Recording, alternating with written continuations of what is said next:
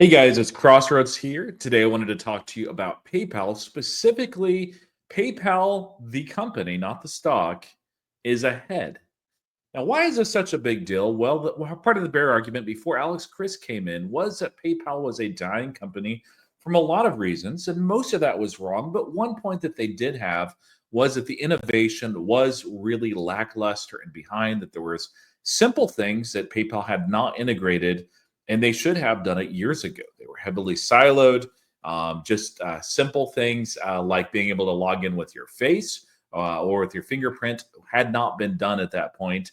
And it was a little bit alarming and shocking that even like prior to Alex Chris, Venmo and PayPal could not communicate to themselves. You couldn't send money from one to another, which is silly because they're both owned by PayPal.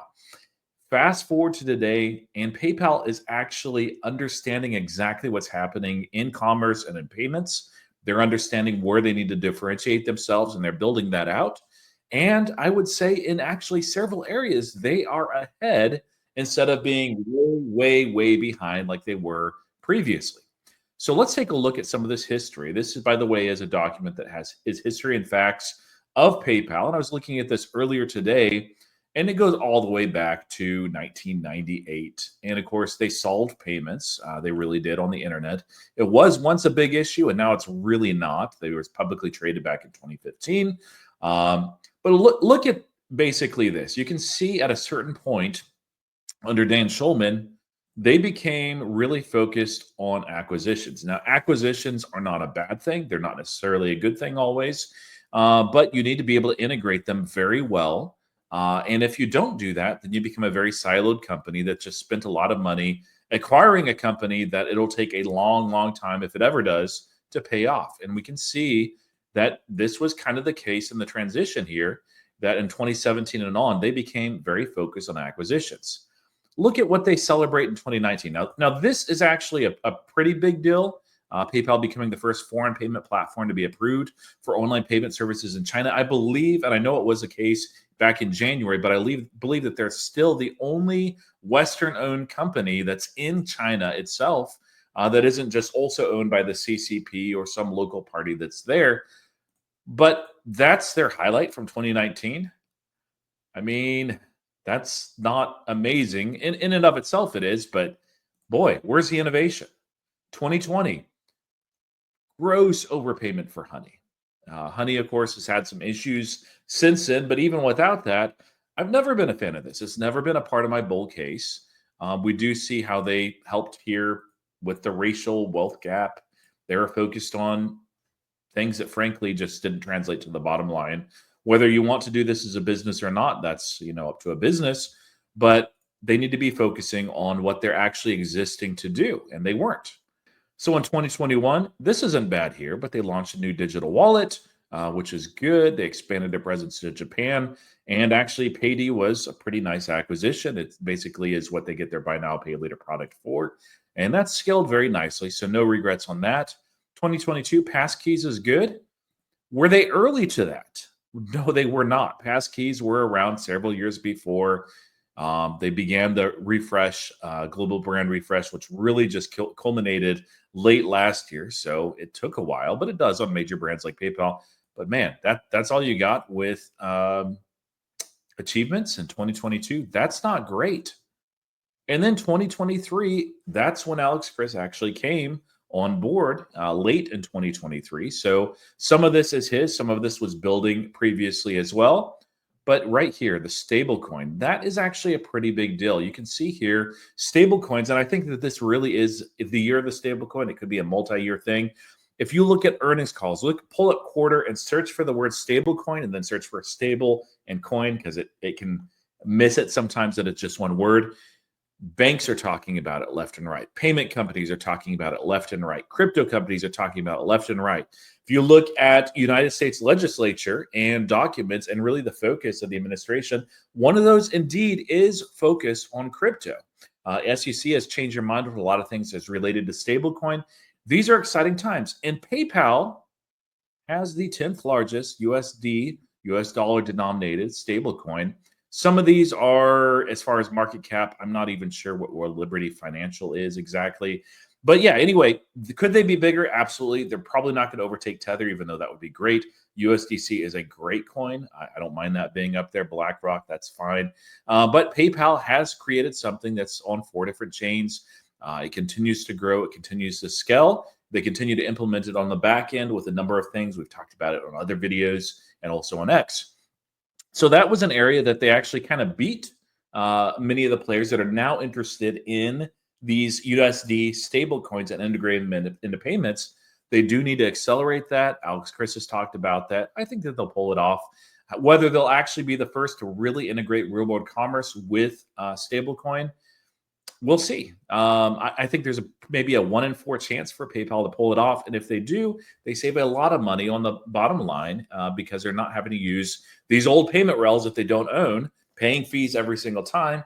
Instead, they can use them much cheaper, much faster, much more efficient with a lot of other advantages, digital payment rails as well. Now, they also mentioned some new enhancements on Venmo Teen, Venmo Groups. In and of itself, like good, but nothing like really groundbreaking. But we go to 2024. 2024, PayPal and Venmo unveil 6 new innovations. These are the first look products. Some of them are just incredible, and some of them are like, yeah, they're okay. But they had a focus really on artificial intelligence driven personalization for both merchants and consumers. That's something that they're still working on, but it's very interesting what they're building. Now, one of those products that they did announce was advertising. And you might say, well, Roy, you're talking about how PayPal is ahead. Advertising isn't ahead. How could they possibly be ahead? There's a lot of people that advertise, and it's true.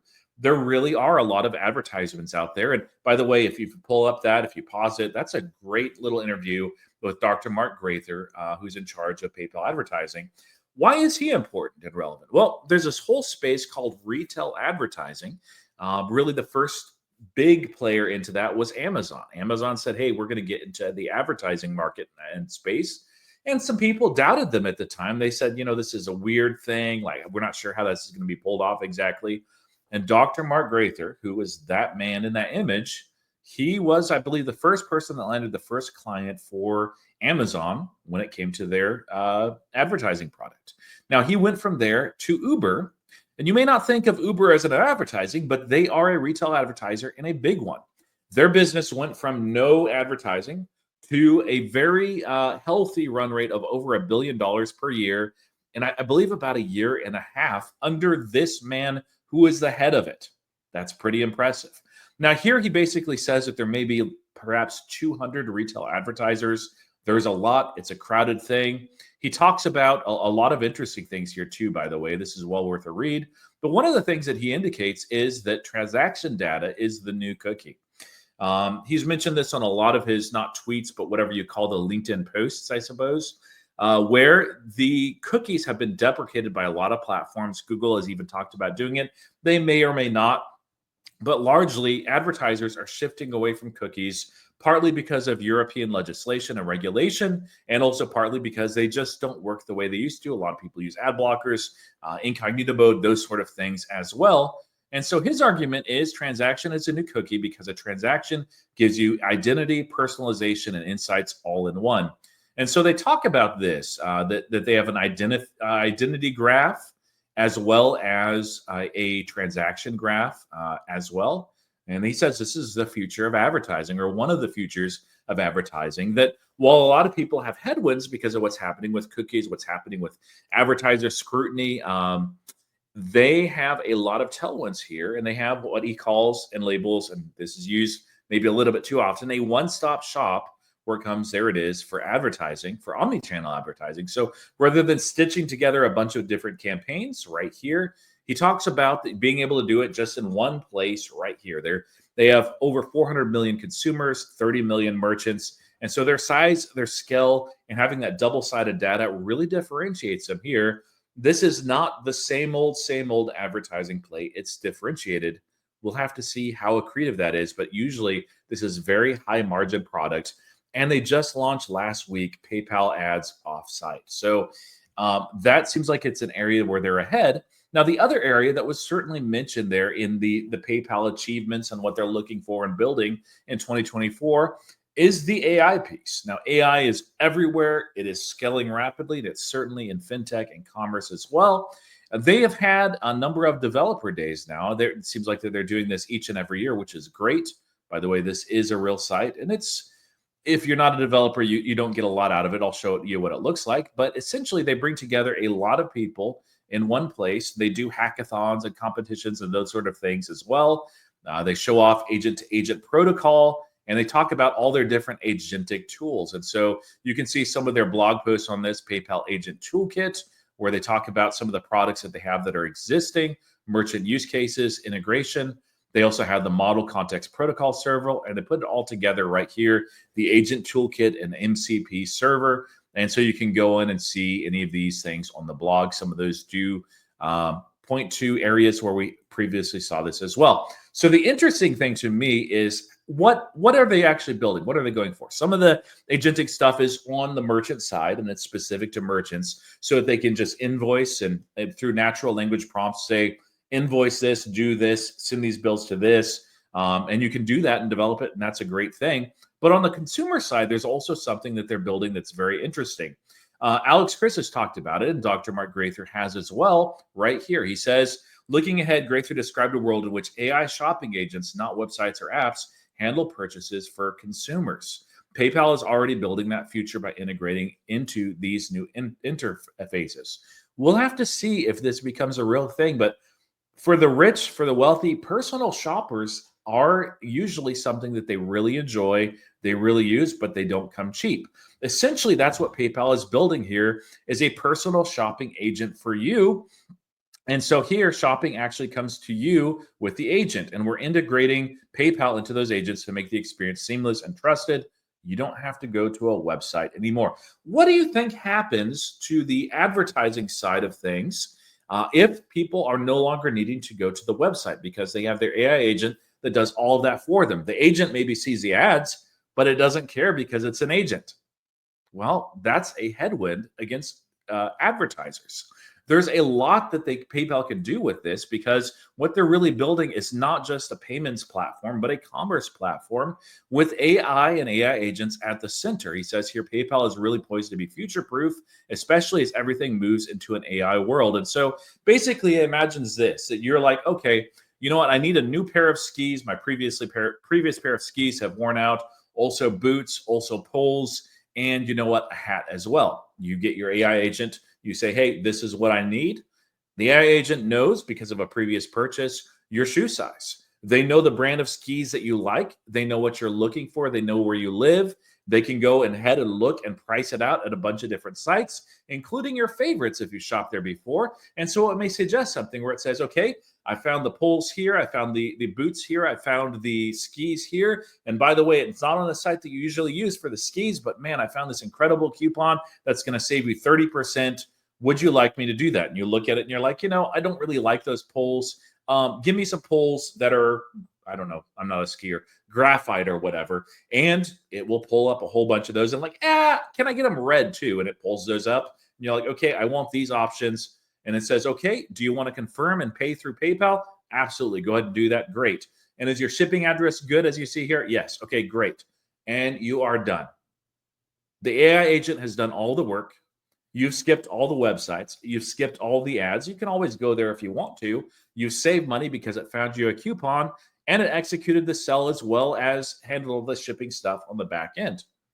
That's the future of commerce. And I think Dr. Grather, I think Alex Chris, they're absolutely right.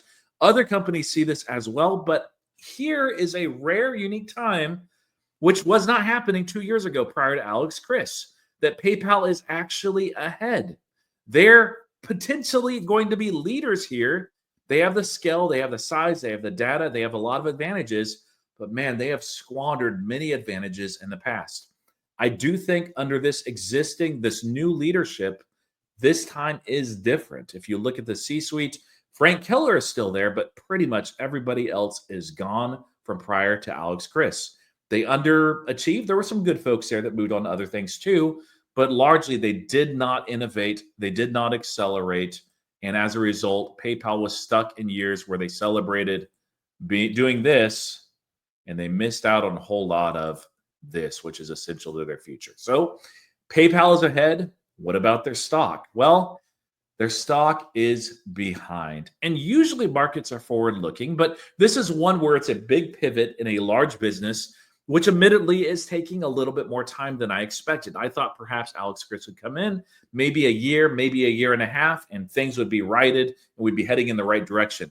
He did correct many of the issues, but I expect when he came to PayPal, he found it in worse condition than was originally assessed. And as a result, he's alleviated a lot of those things. They've shifted. There's too much to go into this video. He's shifted and changed an immense amount. They're still building that through about the halfway point of next year.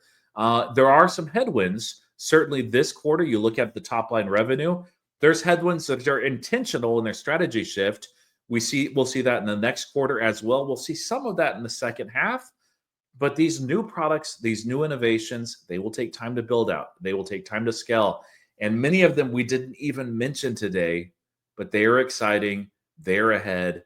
This is a very different PayPal than people have fallen asleep on. And frankly, the market is asleep. So for myself, I'm buying, I'm holding.